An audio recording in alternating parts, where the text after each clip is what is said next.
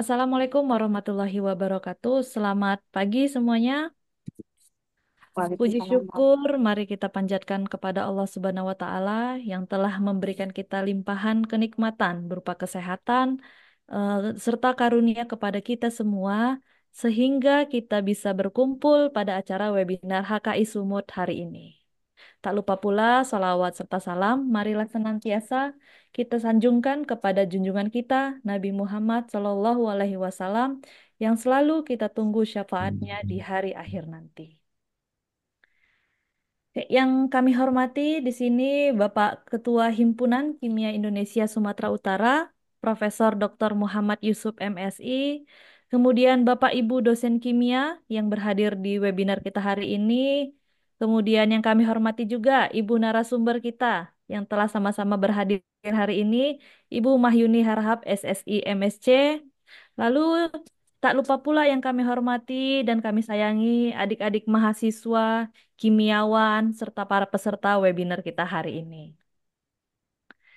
Selamat datang kami ucapkan pada webinar HKI Sumut dengan tema Selulosa Nanokristal untuk Material Maju yang terkait dengan Opportunities dan Challenge-nya. Baiklah, Bapak Ibu sekalian serta adik-adik mahasiswa, untuk membuka acara kita pagi hari ini, marilah kita dengarkan kata sambutan dari Bapak Ketua HKI Sumatera Utara, Bapak Profesor Dr. Muhammad Yusuf MSI. Kepada Bapak Profesor Muhammad Yusuf, waktu dan tempat kami persilakan. Terima kasih kepada Adinda Putri yang sudah membawakan acara. Puji syukur kepada Allah Subhanahu wa Ta'ala dan juga selawat kepada Rasul. Assalamualaikum warahmatullahi wabarakatuh dan selamat pagi kepada hadirin sekalian. Bersyukur kita hari ini Adinda Yuni sudah hadir di Zoom kita ini.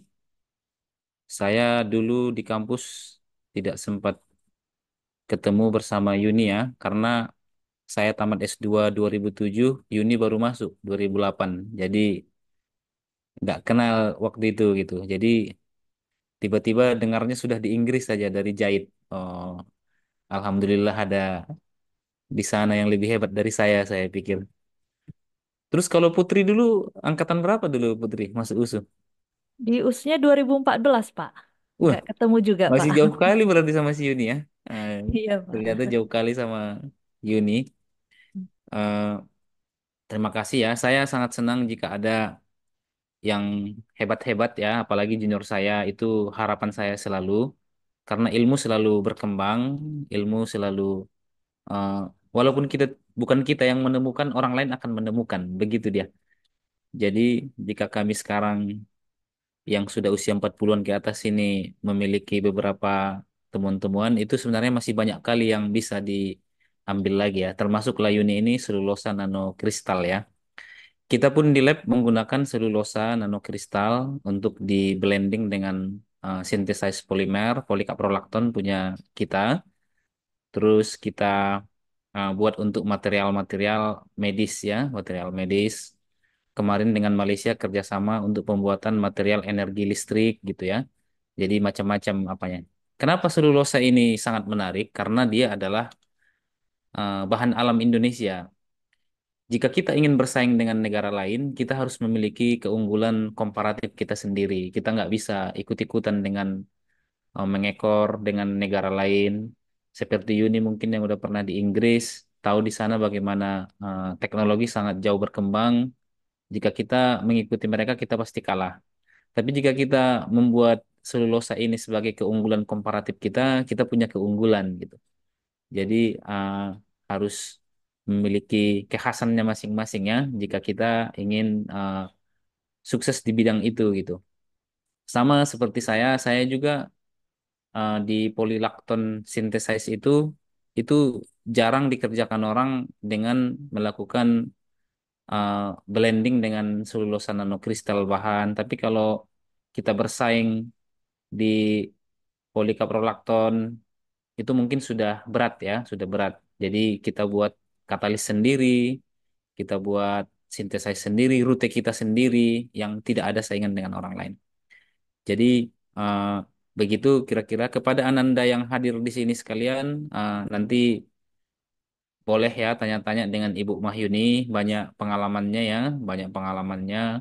Terus selulosa ini uh, adalah bahan alam. Mungkin kita udah sering cerita di kuliahan ya bahwa selulosa ini bahan-bahannya banyak non logam ya karena isinya kan CHO ya. Terus ada cincin siklik gitu. Terus manfaatnya banyak, banyak sekali, nggak bisa diuraikan satu persatu lagi.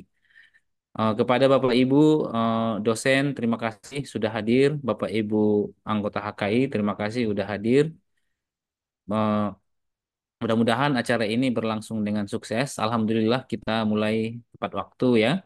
Jadi eh, timing kita masih terschedule. Saya kembalikan kepada Adinda Putri. Billahi taufiq walhidayah. Assalamualaikum warahmatullahi wabarakatuh. Waalaikumsalam warahmatullahi wabarakatuh. Terima kasih banyak atas sambutannya Bapak Profesor Muhammad Yusuf selaku Ketua HKI Sumatera Utara. Baiklah, sebelum kita masuk ke acara inti kita hari ini, sebelum kita mendengarkan paparan materi dari narasumber kita yang hebat, izinkan saya dulu ya membacakan CV dari beliau, ya. Nah, di sini sudah ada nih 100 peserta yang tidak sabar lagi mendengar materi dari narasumber kita hari ini. Oke, narasumber kita hari ini adalah Ibu Mahyuni Harahap, SSI MSc. Beliau lahir di Padang Sidempuan, 17 Maret 1990. Sekarang beliau merupakan dosen kimia di Fakultas Sains, Teknologi, dan Informasi Universitas Sari Mutiara Indonesia sejak 2021. Dan beliau sekarang merupakan Ketua Program Studi S1 Kimia Universitas Sari Mutiara. Nah, untuk riwayat pendidikan beliau, beliau menempuh pendidikan sarjana pada tahun 2008 di Kimia Universitas Sumatera Utara, kemudian mendapatkan gelar MSc-nya melalui MSc by Research ya Bu, dari Metallurgy and Material University of Birmingham, United Kingdom. Ya, dan S2 beliau itu ditempuh dengan menggunakan beasiswa LPDP. Ya. Nah, narasumber kita hari ini itu sudah sangat banyak dan aktif untuk menerbitkan artikel pada jurnal internasional bereputasi. Iya. Beliau memiliki Scopus indeksnya 7, kemudian memiliki 3 buah buku yang ber-ISBN, salah satunya tentang selulosa yang diterbitkan pada tahun 2018. Kemudian juga beliau baru-baru ini aktif juga menulis di media massa ya. Ada saya lihat di Kompasiana ada tentang asap cair si hitam dengan sejuta manfaat. Nah, sudah banyak penelitian beliau dari mulai S1, S2, dan penelitian lainnya yang sudah berkecimpung di daerah di ranah selulosa ini ya. Bella, saya rasa ini sudah tidak sabar nih Bu, para pesertanya mendengarkan materi hari ini karena ini sekedar informasi Bu, banyak mahasiswa dari jurusan nondik nih, kimia murni. Ya, ada yang baru tingkat 2 semester 3 ataupun semester 1 yang masih membutuhkan informasi-informasi tentang selulosa, jadi bisa menjadi acuan mereka untuk melakukan penelitian-penelitian. Baik, langsung saja kita sambut ini dia narasumber kita Ibu Mahyuni Harahap SSI MSc.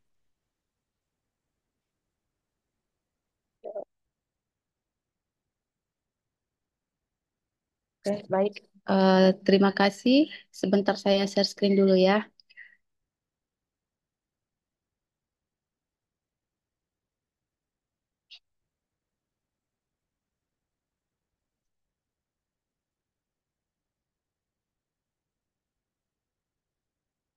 Oke, apakah sudah terlihat layar saya? Sudah Bu, sudah terlihat. Suara saya bagaimana? Sudah terdengar jelas Bu. Oke, baik. Terima kasih. Terima kasih kepada Ibu Moderator Putri Paradila. Sebelum saya memulai, izinkan saya memberikan pantun. Libur panjang pergi ke Bali, kuali hitam sudah terbelah. Mari awali presentasi ini dengan mengucap kata Bismillah. Hujan turun, bunga menguntum, di jalan melihat pesawat. Saya ucapkan Assalamualaikum. Semoga presentasi ini memberi manfaat. Assalamualaikum warahmatullahi wabarakatuh. Selamat pagi semua kepada kita yang berhadir di Zoom meeting hari ini. Yang saya hormati Ketua HKI Sumatera Utara, Profesor Dr. Muhammad Yusuf MSI. Terima kasih Prof atas undangan hari ini. Yang saya hormati Bapak Ibu dosen yang berhadir di Zoom pada hari ini. Yang saya sayangi dan cintai seluruh mahasiswa dimanapun berada. Izin eh, judulnya sedikit saya ubah dari flyer. Jadi saya buat nanoselulosa untuk material maju, opportunities and challenges. Karena kalau nanokristal selulosa dia lebih spesifik, itu bagian dari nanoselulosa.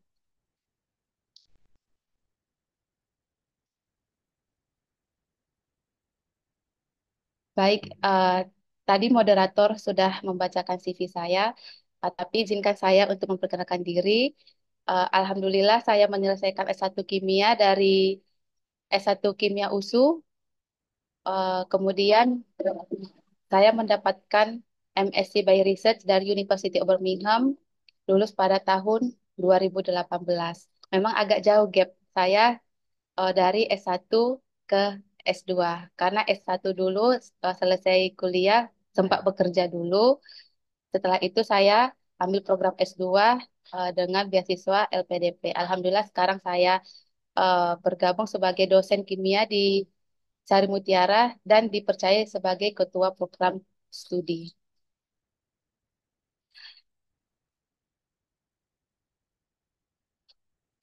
Nah, ini ada beberapa eh, berita online yang saya capture.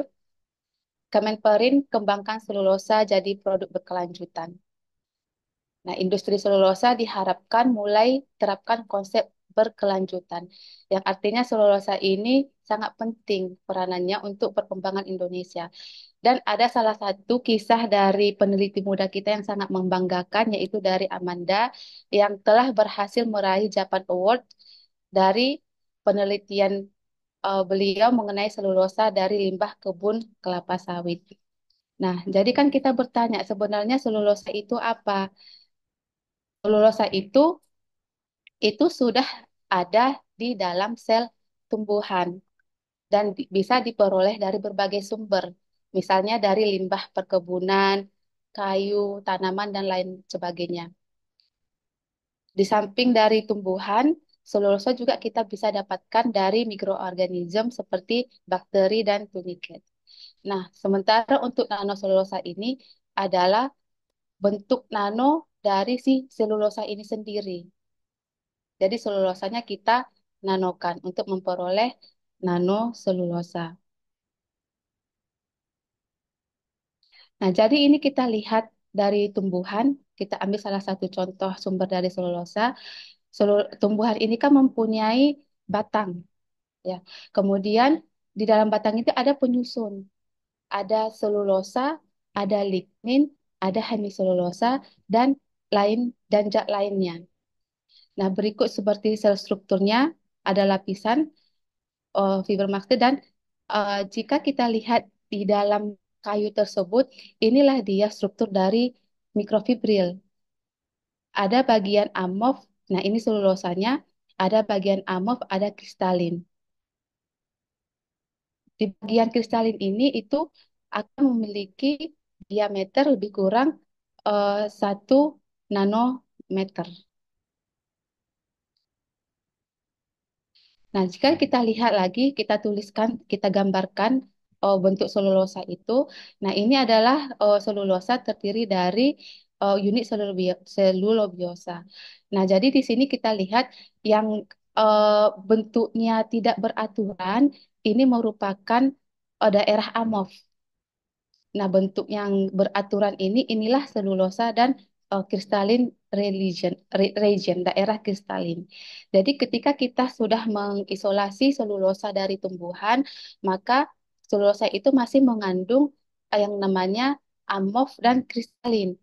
Dan satu tahap lagi itu kita eh, reduce bagian amorfnya untuk memperoleh hanya bagian kristalin. Nah, itulah yang dikatakan sebagai nanoselulosa. Nanoselulosa sendiri dapat dibagi menjadi dua jenis. Yang pertama itu adalah selulosa nanofibril atau selulosa nanoserat yang sedekat dengan CNF, dan kemudian selulosa nanokristal yang disingkat dengan CNC. Nah, jadi jika kita lihat dari sumber tanaman dan bakteria dari dari tanaman ini akan misalnya dari tanaman, tumbuhan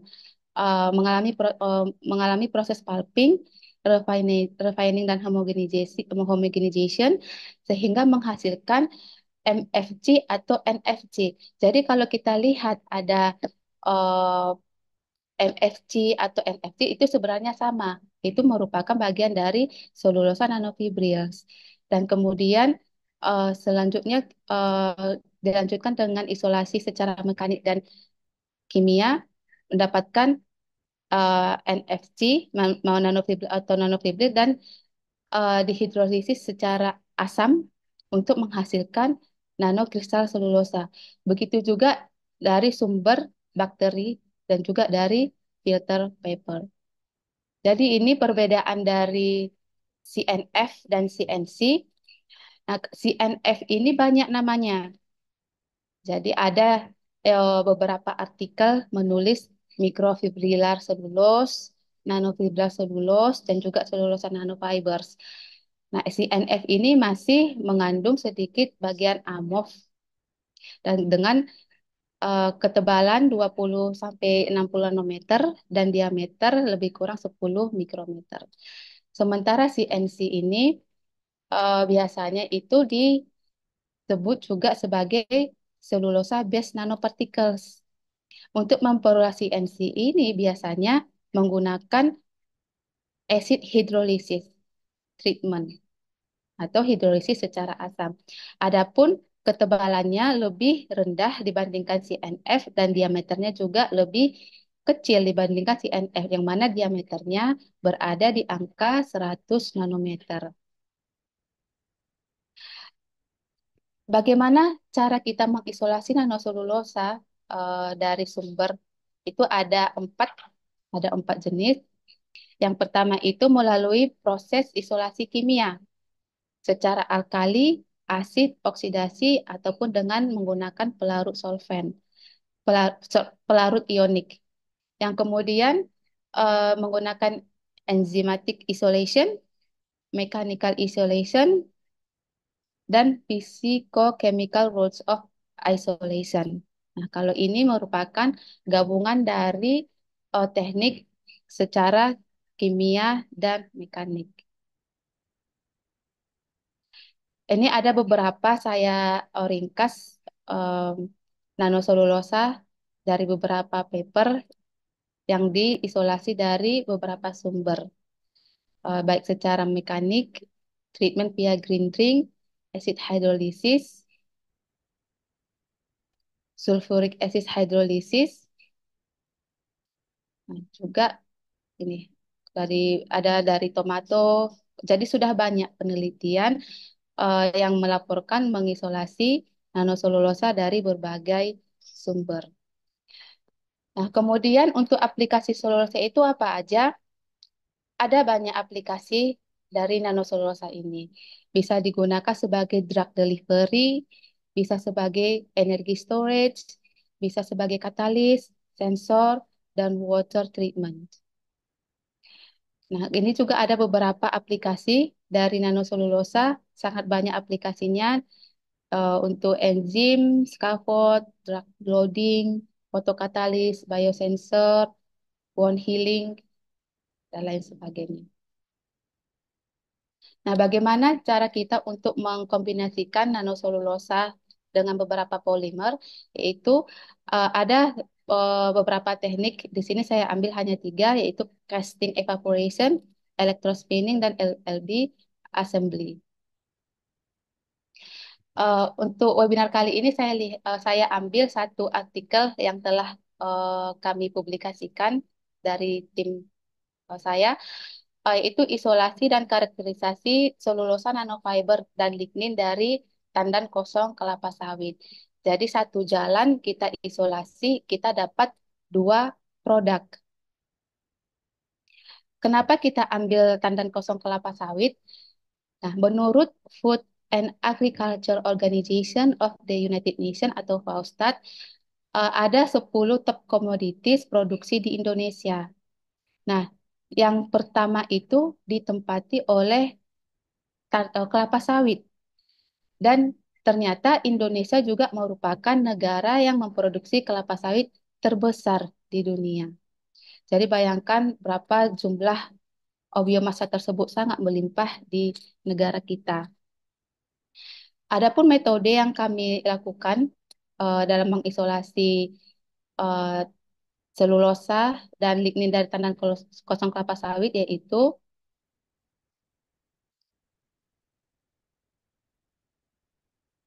tandan kosong kelapa sawit yang kami ambil dari PTPN 4 itu kita rendam dengan menggunakan NaOH 22% selama 24 jam.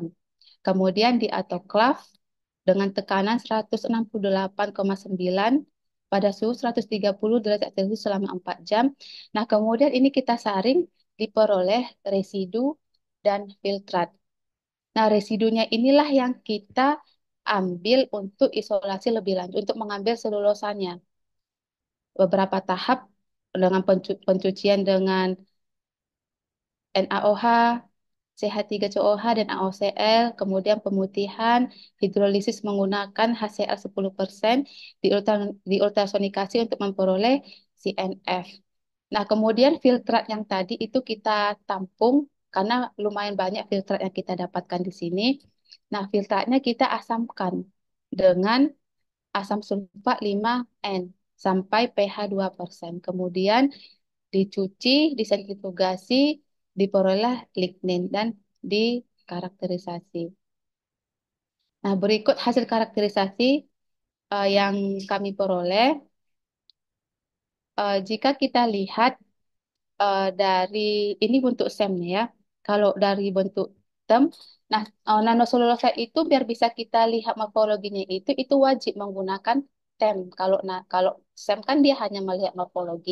Jadi kalau mau mengkonfirmasi bahwa sampel kita tersebut sudah bentuk nano, jadi kita harus tem.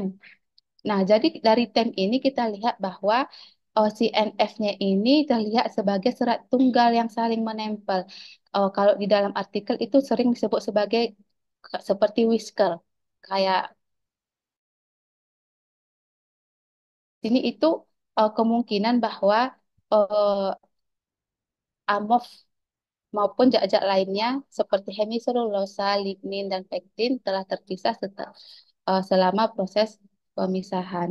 Nah, kalau dari tem ini kita hitung menggunakan image analisis eh, memiliki dimensi antara 500 sampai 100 nanometer. Nah, berikut eh, FTIR dari sampel yang telah kami peroleh. Untuk ini kita masih membandingkan lignin yang kita peroleh dengan lignin komersil. Untuk CNF-nya sendiri, ini belum kita bandingkan sama yang komersil. Baru CNF yang kita isolasi dari tandan kosong kelapa sawit. Nah, begitu juga dengan UV visible-nya. Nah, ini NMR dari lignin dan nanoselulosa. Untuk SR-nya sendiri diperoleh bahwa kristalinitas dari CNF dari tandan kosong kelapa sawit itu 72%. Nah, ini TGA. Nah, kalau dari TGA-nya sendiri bahwa kita lihat CNF-nya ini memiliki em, residu lebih tinggi dibandingkan si lignin. Nah, kesimpulan dari studi kita ini adalah bahwa eh, kami telah berhasil mengisolasi CNF dan lignin dari tandan kosong kelapa sawit. Ya, dengan satu proses kita mendapatkan dua produk. Adapun metode ini kita anggap efektif dan efisien dan CNF dan lignin yang kita peroleh ini bisa digunakan sebagai prekursor untuk serat karbon dan reinforcements for materials.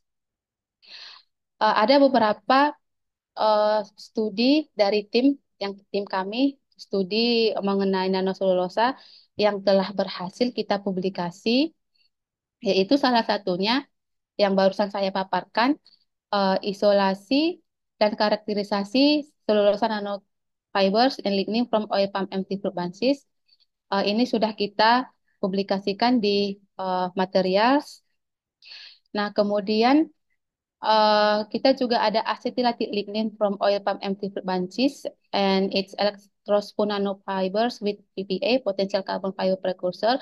Nah, jadi uh, lignin yang tadi itu kita asetilasi, kita modifikasi asetilasi dan kita campurkan dengan PPA dengan menggunakan metode teknik elektrospinning mendapatkan serat. Serat ini kemudian di pirolisis pada suhu tinggi untuk mendapatkan serat karbon. Nah, kemudian kita juga ada isolasi dan karakterisasi elektrospun dan komposit nanofiber polyvinyl alcohol with nanoselulose. Jadi, nanoselulose dari tandan kosong sawit tadi itu kita campur dengan PPA.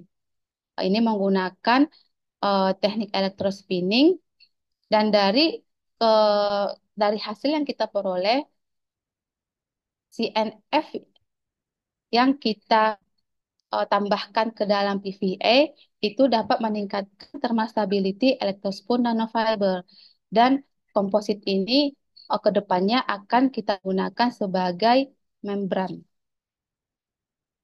Nah, kemudian ada juga antimicrobial and anti-hemolytic properties of CNF, AGNP ketosan film, potential wound dressing material.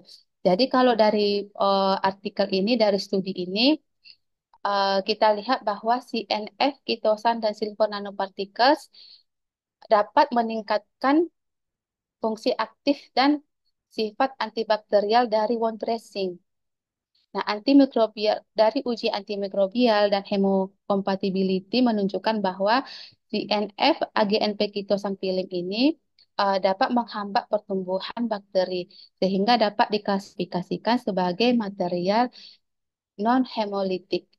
Sehingga disimpulkan bahwa CNF ini, komposit ini dapat digunakan sebagai wound dressing. Nah, ini kita sudah uji ke tikus, hasilnya bagus dan artikelnya sedang kita persiapkan untuk dipublikasi. Nah, kemudian ini adalah artikel pertama saya ketika saya menyelesaikan studi dari Birmingham tahun 2018. Di tahun 2019, alhamdulillah saya ikut konferensi. Ini konferensi pertama saya di Bali saat itu ya. Jadi di sini saya uh, melaporkan bahwa selulosa asetat yang diperkuat dengan acetylated anhydrous selulosa sebagai karbon fiber precursor dengan menggunakan pemintalan basah.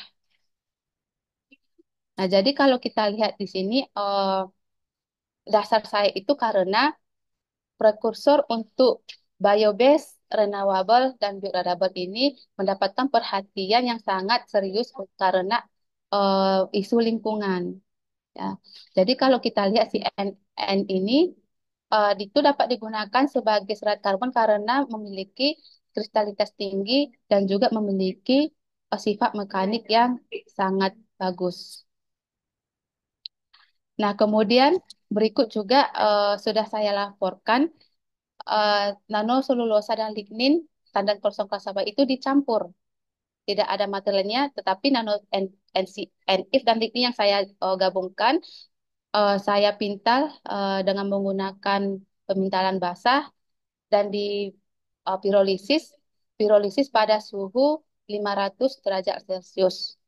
Nah, sebenarnya saya mau menaikkannya ke suhu 1000 derajat Celcius, namun karena mungkin ada beberapa eh, apa peralatan kita belum bisa sampai ke 1000 derajat Celcius. Jadi saya hanya sampai di suhu 500 derajat Celcius.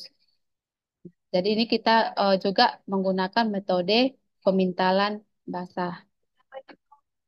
Nah, berikut selain dari tandan kosong kelapa sawit, kita juga sudah mulai mengisolasi CNF dari rice husks atau dari ampas padi.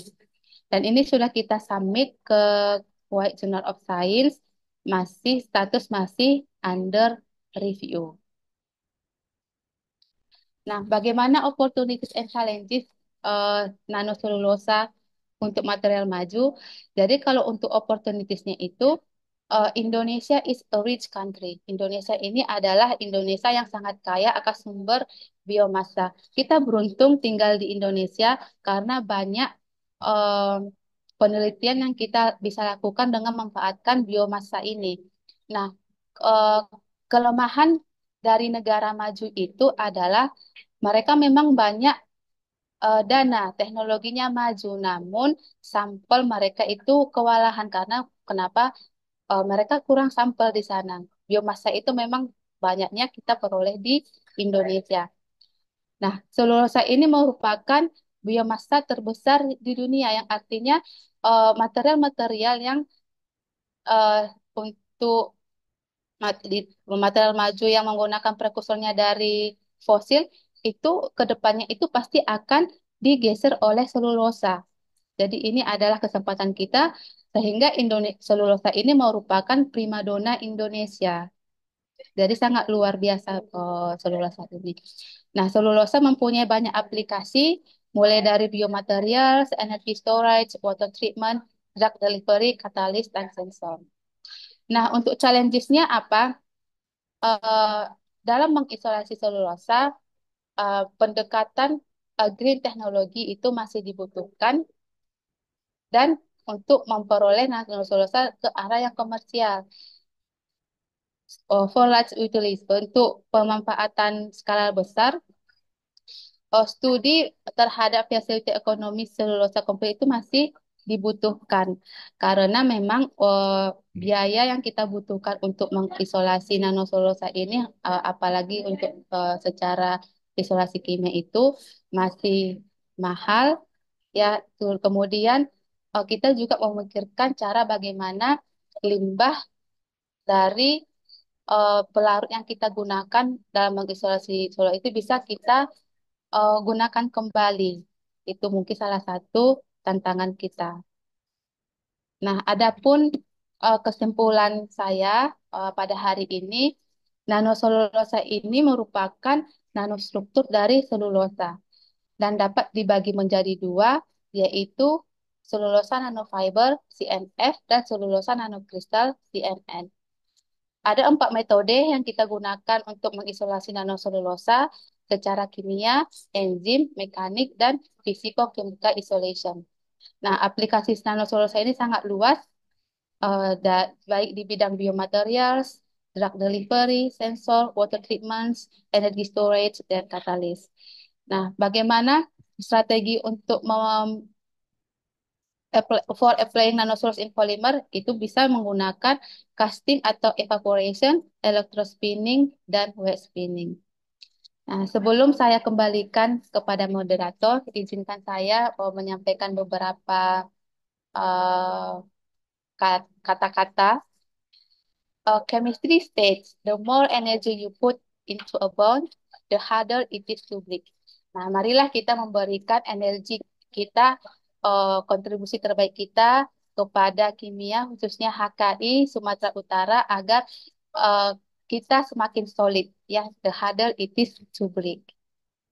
Nah, kemudian one thing that you can't fake is chemistry. Jadi kimia itu jujur. Kita tidak bisa berbohong di kimia karena kimia itu mengalami proses reaksi. Kalau dari awal kita sudah lagi operasinya bagus, pasti produknya juga akan bagus. So there is no fake in chemistry. Oke. Baik, demikian presentasi dari saya. Kurang lebihnya saya mohon maaf. Saya tutup dengan salam. Wabillahi taufiq wal hidayah. Saya kembalikan kepada Ibu Moderator. Baik, terima kasih banyak Ibu Mahyuni Harahap untuk paparan materinya yang luar biasa. Jadi adik-adik mahasiswa di sini sudah lebih terbuka ya tentang apa itu selulosa dan bagaimana tantangannya. Baik, selanjutnya kita masuk ke sesi diskusi. Silahkan untuk adik-adik mahasiswa peserta webinar hari ini yang ingin langsung berkomunikasi dan bertanya langsung kepada narasumber kita, kami persilahkan untuk bisa mengaktifkan kameranya atau juga bisa melalui kolom chat.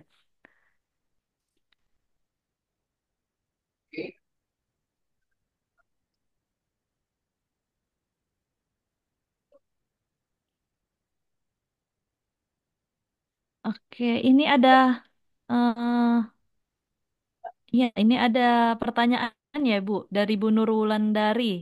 Ya, Assalamualaikum. Perkenalkan saya Wulan nih, alumni Kimia Unimed. Izin bertanya, Bu, jika ingin dikembangkan secara massal, dari keempat metode isolasi selulosa, metode isolasi mana yang paling efektif untuk digunakan terkait dampaknya, baik dari segi komersil maupun dari segi lingkungan?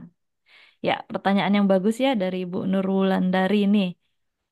Oke, ada lagi yang ingin bertanya? Boleh dong ini diaktifkan mikrofonnya langsung berkomunikasi dengan narasumber kita hari ini.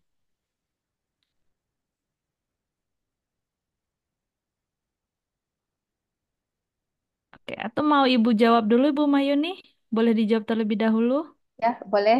Terima kasih kepada Ibu Nurwulan dari pertanyaannya.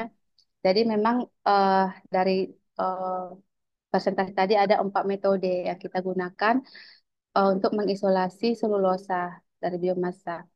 Nah, yang mana yang lebih efektif dari keempat tersebut? Nah, itu sebenarnya kalau dari tim kita sendiri itu belum kita uji karena sejauh ini yang kita lakukan itu masih sebatas mechanical dan chemical isolation. Kenapa? Karena peralatan yang tersedia di laboratorium baru itu yang tersedia. Namun jika menurut saya, menurut saya sendiri itu semuanya efektif kita gunakan, yang manapun itu efektif tergantung kebutuhan kita. Nah, kalau misalnya untuk isolasi secara kimia, pasti kita membutuhkan banyak regensia untuk melarutkan sampel kita. Dan dari regensia itu pasti banyak byproduct atau limbah yang dihasilkan dengan menggunakan metode kimia. Nah, kemudian secara mekanik pasti kita membutuhkan peralatan yang lebih kompleks untuk mendapatkan seluruh sadar harganya itu pasti lebih mahal. Nah, seperti itu.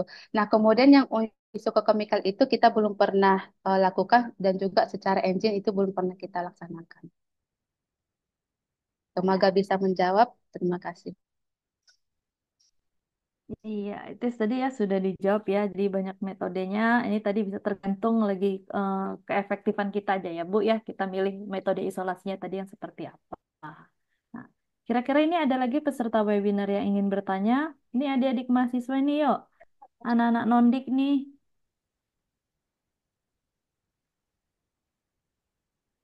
Nah, jadi kita tahu ya bahwa kita di bahkan di Medan sendiri ya Bu ya, selulosa itu banyak eh, Ya, sumbernya gini ya. Jadi sangat banyak nih bisa digunakan penelitian dari mahasiswa. Mungkin dari untuk tingkat PKM terlebih dahulu ya Bu.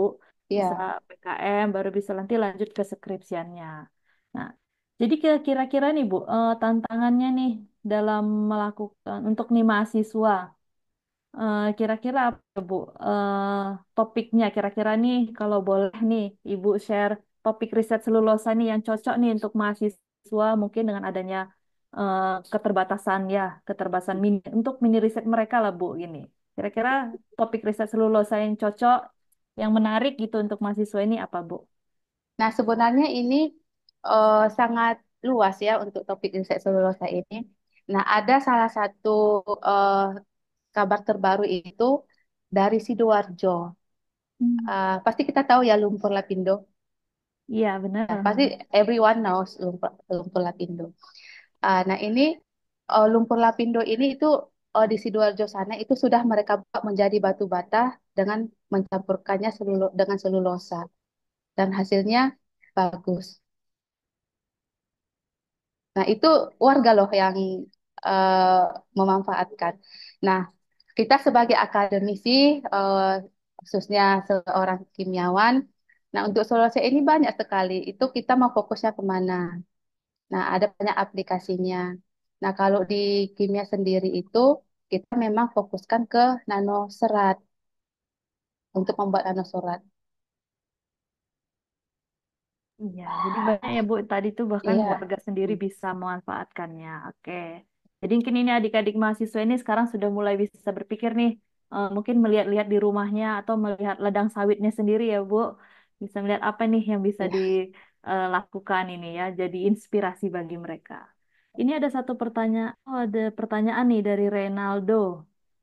Selamat pagi, kami nonton bareng dari Balai Besar Selulosa Bandung. Wah, iya, terima kasih banyak ya Bapak Renaldo dan teman-teman nih dari Balai Besar Selulosa Bandung. Ya, salah satu kehormatan bagi kami ya Bapak Ibu sekalian bisa bergabung dan nobar di webinar HKI kali ini. Ini ada pertanyaan, izin ikut bertanya. Yang pertama, tantangan untuk komersialisasi CNC adalah di proses netralisasi, apalagi jika menggunakan asam kuat. Bagaimana caranya menetralkan CNC secara cepat? Kemudian ada pertanyaan kedua nih, Bu. Bagaimana caranya memisahkan secara cepat antara ukuran yang kecil dan besar apabila dikembangkan secara massal? Oke, baik. Terima kasih Pak Renaldo dan teman-teman dari Balai Besar Selulosa Bandung untuk pertanyaannya. Baik, terima kasih Bapak Renaldo. Saya langsung jawab ya. Jadi memang kalau kita mau eh, mengisolasi CNC itu menggunakan hidrolisis asam dan asam kuat yang kita gunakan. Ada HCl, ada H2SO4 ataupun asam fosfat. Nah, eh, ada beberapa mahasiswa di sini mereka menetralisasinya dengan menggunakan Aquades, tapi itu sangat lama sekali. Saya akui lama dan sangat tidak efektif. Nah, salah satu mahasiswa saya yang tahun ini riset atau tugas akhirnya di BRIN mengenai selulosa, eh, tapi dia masih sampai di mikrokristalin selulosa. Nah, untuk mikrokristalin selulosa menggunakan HCl 10% di situ, dia menambahkan basa agar cepat naik. Nah, dia tambahkan basa, kemudian dicuci dengan Aquades, dan ternyata hasilnya itu dibandingkan dengan MCC itu sama dengan yang komersil. Jadi mungkin bisa kita tambahkan untuk menaikkan pH-nya dengan menggunakan basa.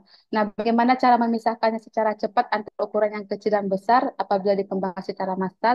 Nah, ini mungkin menjadi salah satu tantangan kita ya, karena untuk mendapatkan CNC ini sendiri, kita masih menggunakan membran, membran, dan itu proses pemisahannya memang tergolong sangat lama. Mungkin kita butuh metode lain untuk mendapatkan misalkan antara ukuran nano sama non nano ini dari selulosa. Terima kasih.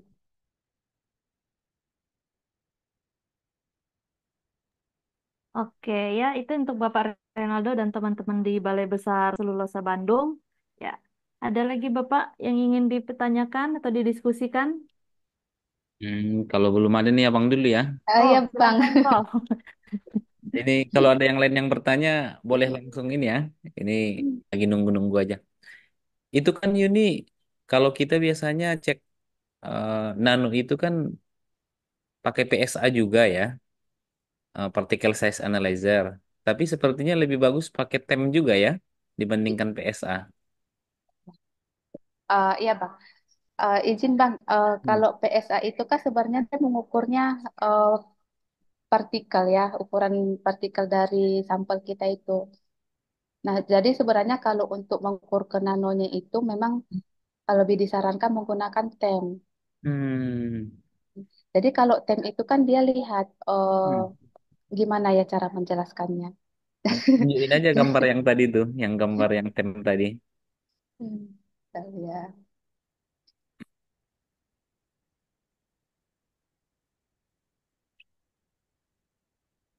Oh, enggak. Gini, Bang. Jadi Hmm. kalau PSA itu kan ini ukuran partikel kita itu sampel kita.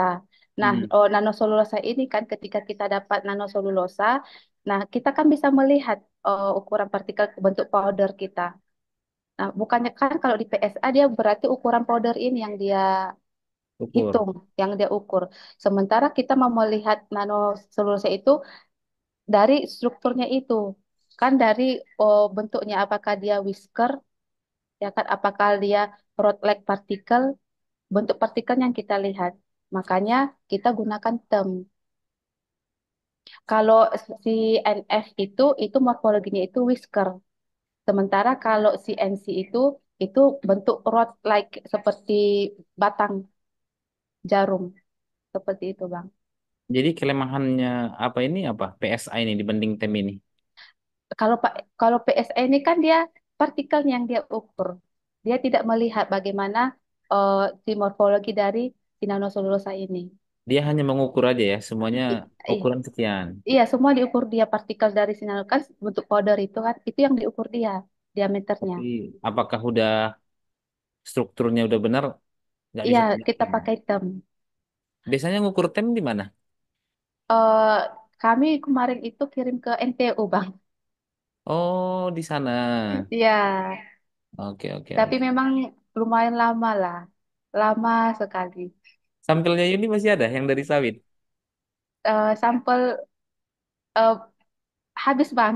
Tapi ini mahasiswa penelitian air sudah mulai mengerjakan lagi. Nah, tentunya kalau ada nanti biar itu, biar publikasi sama kita gitu. Abang kan mau blending itu pakai punya abang gitu. Oh, apanya, Bang? Yang selulosannya ya? Iya, Atau seluruh nanonya di selulosan blending nano? dengan polimer punya abang kan. Nanti biar kita publish sama gitu kan. Boleh. Di blending pakai apa, Bang? Punya abang kan polilakton kan, Oh, polikaprolakton, polikaprolakton. poliparolakton, Iya, polilaktid kan. iya. Iya, boleh. Itu menghitung dari tem itu dari mana kita lihat ukuran nanonya itu? Itu langsung dari temnya, Bang. Oh, langsung Langsung keluar dari, iya, angkanya. langsung dari alatnya itu. Oh, begitu. Oke, Iya. oke, oke, oke, oke, oke, Jadi oke. kemarin itu Yuni udah bolak-balik pakai tem waktu di Inggris. Jadi Hmm, kalau di situ kan kemarin kerja dengan CNC juga di sana. ya, CNC. Jadi kita ekstrak itu, kita tem. Nah, enaknya di sana itu kita dari lab itu kita langsung uji. Kita sendiri yang uji. iyalah tinggal di samping kan Iya, itunya, temnya. iya, Itulah kenapa di Indonesia orang pakai PSA ya, karena dia iya, nggak tem Bang. ya. Iya, Bang. Ya nanti abang kontak-kontak lagi. Nah, Oke, Bang, siap. malu-maluin Putri. Belum ada juga. Iya, iya. Terima kasih Prof untuk diskusinya ya. Nah, ini kira-kira ada lagi pertanyaan dari peserta webinar hari ini?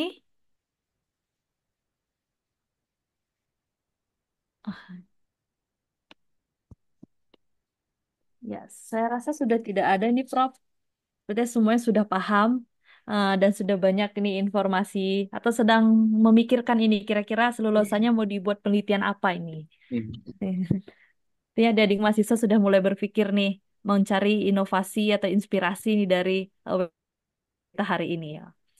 Baik, Hmm. terima kasih banyak Ibu Mahyuni Harahap sebagai Sama-sama. narasumber kita hari ini untuk topiknya yang luar biasa, yang benar-benar bisa membuka pikiran kita ya sekarang tentang selulosa bahwa sangat banyak manfaatnya dan potensinya di bahkan di daerah kita ini di wilayah kita sangat banyak bisa sumber selulosa yang bisa kita manfaatkan. Oke, terima kasih banyak sekali lagi kami ucapkan kepada Ibu Mahyuni Harahap untuk presentasi dan waktunya. Oke, sebelum ini berakhir, kami ingin memberi... Oke, oke, ini Terima Ibu kasih. izin mohon diterima sertifikatnya sebagai penghargaan dari kami, panitia, atas kegiatan kita hari ini. Nah, tadi pemaparan materi dari narasumber kita hari ini, maka berakhir pula lah eh, kegiatan kita hari ini. Tapi diskusi kita dan mungkin kerjasama kita tidak akan berakhir ya. Mungkin setelah ini kita bisa menjajaki kerjasama yang lebih banyak dan lebih baik lagi ya, baik dari mahasiswa maupun antar kimiawan maupun peneliti ataupun dosen kimia. Baik, saya rasa ini aja ya. Atau kita dokumentasi tadi terakhir belum ada ya, Bu? Ya. Oke, satu, dua, tiga. Oke, sudah selesai ya. Baik, sekali lagi kami ucapkan terima kasih banyak kepada para peserta webinar hari ini yang telah mengikuti webinar HKI Sumut pada pagi hari ini. Terima kasih banyak yang telah meluangkan waktunya. Kami sebagai panitia memohon maaf ya, khususnya kepada ibu narasumber dan juga kepada adik-adik peserta dan juga teman-teman peserta di webinar hari ini apabila ada kesalahan. Sekali lagi kami ingatkan bahwa absensi sudah ada di-share di kolom chat. Nah, kemudian nanti untuk sertifikatnya akan dikirim via email ya. Untuk yang ada kemarin ada memilih untuk mengambil sertifikat ya, Bapak Ibu sekalian. Oke. Oke, sekali lagi kalau seperti itu saya akhiri webinar kita hari ini. Saya selaku moderator mohon maaf apabila ada kesalahan dalam membawakan acara kita hari ini. Terima kasih banyak ya Bapak Ibu sekalian. Demikian acara kita hari ini. Selamat pagi. Assalamualaikum warahmatullahi wabarakatuh. Terima Waalaikumsalam kasih. Assalamualaikum warahmatullahi warahmatullahi wabarakatuh. wabarakatuh. Makasih Yuni ya. Iya, Bang, sama-sama.